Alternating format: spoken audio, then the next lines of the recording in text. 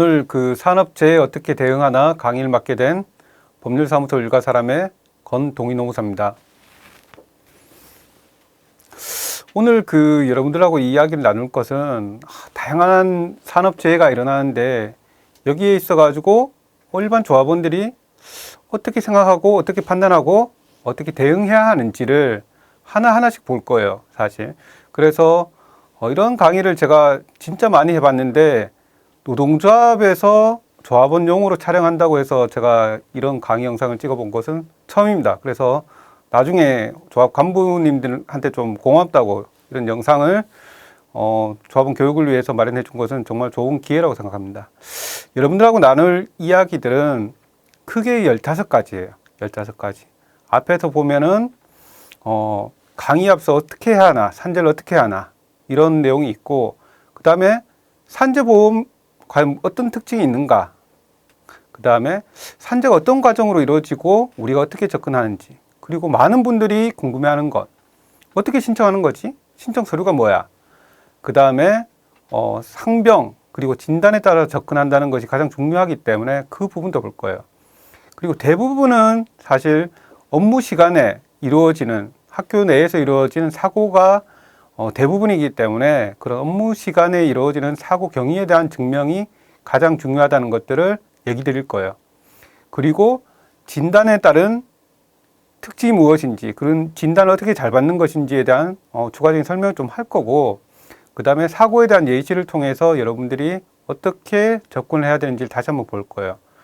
그리고 우리 산재보험이 다 보상하지 못하기 때문에 여기에 따라서 어떻게 추가적인 배상을 받을 수 있을 건지, 내가 가입하는 보험이랑 어떤 관계가 있는 건지에 대해서도 조금 살펴볼 거예요. 그 다음에 학교 비정규직 노동자 중에 대부분을 차지하고 있는 우리 급식 종사자 노동자들이 많이 아파요, 사실. 어디가 아프냐면은 어깨, 손목, 허리 다 아프죠. 우리가 그것을 여러분들 배웠다시피 근골계 질환이라고 하는데, 이런 근골계 질환에 대해서 어떻게 판단받고 또 현장에서 어떻게 대응해야 되는지를 살펴볼 거예요.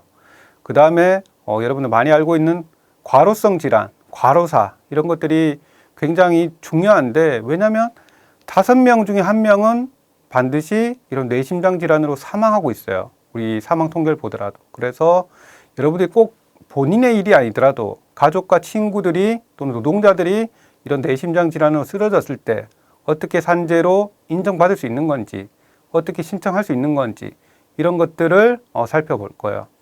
그 다음에 이제 우리가 직장 내 괴롭힘이라든지 많은 노동자들이 정신질환을 앓고 있어요. 제가 오늘 여기 오면서도 제 의뢰인 정신질환을 앓고 있는 노동자와 이렇게 얘기를 하면서 왔는데, 눈에 보이지 않는 이런 정신질환도 굉장히 많이 있어요, 사실. 그래서 우리나라가 좀 안타까운 것은 자살의 사망률이 세계 1위죠, 여러분들이 아시다시피. 그래서 이런 정신질환에 대해서도 어떻게 접근하고 어떻게 산재 신청을 해야 되는지를 알아볼 거예요. 그 다음에 이제 학비 노조에서 가장 많이 싸웠던 이런 직업성암 폐암 사건에 대해서도 살펴볼 거고, 이런 암에 있어서 가장 기본적인 접근법이 무엇인지도 살펴보도록 할게요. 그래서 강의에 앞서서 이제 제가 몇 가지의 이제 내용들을 좀 적어봤어요. 여러분들이 흔히 볼 수 있듯이 화장실에 갔는데 물기가 남아 있어가지고 넘어져 손목을 다쳤어요. 근데 아무도 본 사람이 없어요. 나는 손목이 아파 죽겠는데 아무도 본 사람이 없어요. 이게 산재가 되나요? 어떻게 할 거예요? 그죠? 자전거로 출퇴근하다가 넘어졌어요, 내 실수로. 그럼 무릎 연골이 깨졌어요. 이게 산재가 되나요? 자전거가 아니고 예를 들면은 인라인 스케이트 타다가 넘어졌어요. 이게 산재가 되나요? 이런 얘기를 많이 들어보죠. 퇴근하다가 이마트에 들려서 예를 들면 막걸리 한 병 샀어요. 그리고 집으로 가다가 넘어졌어요. 산재가 되나요? 이런 여러 가지의 이제 출퇴근 재해 사고들이 굉장히 많이 일어나는데 실제로 산재 신청을 많이 못 하고 있어요. 학교 내 다른 동료로부터 코로나 감염이 됐어요. 지금도 아직 우리나라가 코로나가 끝나지 않았죠, 그죠? 이런 코로나 감염으로 인해서 죽는 사람도 굉장히 많고 후유증도 많이 앓고 있어요. 이런 것도 산재가 되나요? 이런 질문들이 아직도 받고 있어요. 오래전, 4년 전에 학교 계단 내려오다가 넘어져서 아직도 무릎이 아파요. 4년 전에 넘어졌는데 지금도 가끔 병원에 가요. 산재 신청할 수 있나요? 노동조합 행사로 산재 교육에 참여했는데 가다가 교통사고가 났어요. 이런 것도 산재가 되나요? 일을 하다가 허리가 삐끗했어요. 병원에 가니까 당신은 퇴행성 디스크야. 당신은 굉장히 오랫동안 진행된 디스크야. 이런 경우. 조리 업무를 했는데 어깨와 팔꿈치가 너무 아파요. 너무 흔히 볼 수 있죠. 이런 사건들, 그죠? 학교 경비직을 담당했는데 집에서 자다가 뇌출혈을 발병했어요. 사람들이 집에서 어떤 병이 발생하면은 산재가 안 되는 줄 알고 아직도 많이 신청을 못 하고 있어요. 그래서 우리가 물론 학교 안에서 사업장 안에서 발생하는 게 중요하지만 사업장 밖에서 발병하거나 아팠을 때 어떻게 신청하는지도 살펴볼 거예요. 이건 또 제가 예시로 쓴 건데 오랫동안 이제 학생들 상담하다 보니까 제가 우울증인 것 같아요. 돌봄 노동을 하는데 너무 일부 학부모 때문에 가슴이 막혀가지고 숨을 쉬지 못할 것 같아요. 이게 공황장애 증상이죠. 우리가 알다시피. 이미 퇴사를 냈어요. 학교를 퇴사하고 10년이 지나고 20년이 지났는데 내가 예전에 했던 조리 업무 때문에 폐암이 걸렸어요.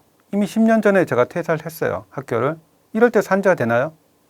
여러분들은 제가 얘기했던 강의에 앞서 어떻게 해야 되나요? 이 질문에 대해서 제 강의를 듣고 답변을 할 수 있으면은 제가 강의를 잘한 거예요. 여러분들이 잘 알아들은 거고.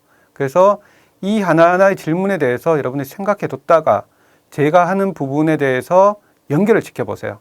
그리고 혹시라도 좀 더 시간이 남다고 하면은 여러분들이 강의가 끝난 뒤에 며칠 뒤에 한번 살펴보세요. 그래서 그 노무사가 이렇게 얘기했지 라고 생각이 나면은 이 강의는 좋은 강의가 아닐까 싶습니다. 그래서 우리가 두 번째는 이제 이 산재보험이라고 해서 여러분들은 노동자로 일을 하기 때문에 산재보험을 다 들어있어요. 사업주가 되는 게 원칙이에요. 원칙. 그래서 노동자를 한 명이라도 고용하는 사업이라고 하면은 우리가 예외적으로 농업이라든지 개인 사업을 하는 농업이라든지 이런 것만 아니면은 무조건 다 산재보험은 가입을 해야 돼요. 세 번째 보듯이 당연 가입이 원칙이에요. 혹시 주위에 자제분이라든지 친척이라든지 또는 내 자식들이 아르바이트로 일을 하다가 다쳤어요. 근데 사업주한테 찾아가니까 우리 산재보험 몰랐어요. 가입 안 했어요. 이래도 산재 처리는 당연히 가능한 거죠. 학교는 모두 다 산재보험에 가입이 되어 있어요. 그 다음에 우리 산재보험의 중요한 원칙은 사업주가 이 사건에 있어가지고, 이 사고에 있어가지고, 질병에 있어가지고 과실이 있든 없든 어떤 잘못이 있든 없든 산재보험 다 처리가 가능해요.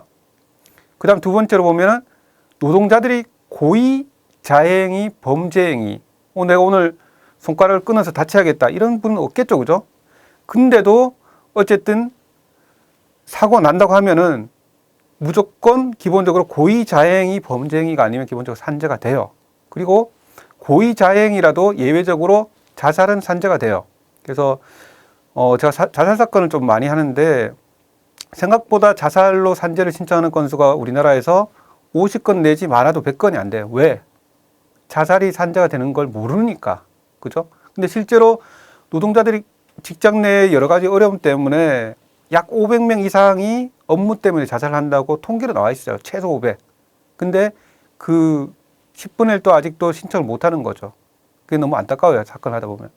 그리고 여러분들이 이 산재 신청은 반드시 청구를 해야 돼요. 내가 산재로 신청해야 돼요. 신청하지 않으면은 이 산재보험을 관장하는 근로복지공단에서는 단 1원도 주지 않아요. 그래서 내가 신청한다는 것은 내가 내 이 질병과 사고에 대해서 정당한 권리를 행사한다고 여러분들이 아셔야 돼요. 노동자의 권리를 행사하는 것이지 이것이 당연히 어떤 보험의 수혜를 얻기 위해서 우리가 실손보험 처리한 것처럼 그렇게 생각하시면 안 돼요. 그 다음에 중요한 것은 산재는 법률적 판단이에요.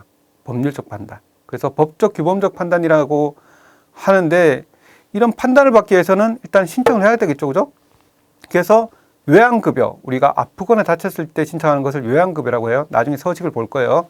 그래서 우리가 앞서 질문했듯이 4년 전에 다쳤어요. 업무 때문에. 신청이 가능해요? 가능해요. 당연히. 4년 전에 다쳤든 10년 전에 다쳤든 내가 지금 또 그 병으로 치료받고 있으면은 지금이라도 신청이 가능해요. 다만 근로복지공단에서는 산재로 인정되면은 신청한 시점부터 우리가 소급이라는 얘기를 쓰는데 역으로 해서 3년치를 줘요. 옛날 거를. 치료비와 휴업급여, 그 다음에 향후의 치료비에 또는 향후의 휴업급여 우리가 이런 것들을 지급하게 됐죠. 그래서 가급적이면 3년 이내 신청하는 게 온전한 보상을 받는다는 의미예요. 그 다음에 10년 전에 내가 어쨌든지 회사를 학교를 그만뒀어도 지금 폐암으로 치료받고 있으면 당연히 신청 가능한 거죠. 당연히. 앞서서 얘기했듯이 이전에 3년치 치료비라든지 휴업급여는 받을 수 있는 거고 향후에 폐암으로 치료받을 수 있는 것들은 당연히 산재로 보상이 받을 수 있는 거죠. 그래서 많은 분들이 야 무조건 3년 이내 신청해야 돼 이렇게 알고 있는데 그건 잘못된 상식이에요. 그 다음에 5년이라고 하는 장애급여, 유족급여 산재를 해서 장애가 남았어요. 이거는 산재가 종결되는 시점 다음 날로부터 5년 이내 장애급여를 신청해야 돼요. 그 다음에 사망한 사건을 우리가 유족급여라고 하는데 유족급여는 반드시 사망한 다음 날로부터 5년 이내예요.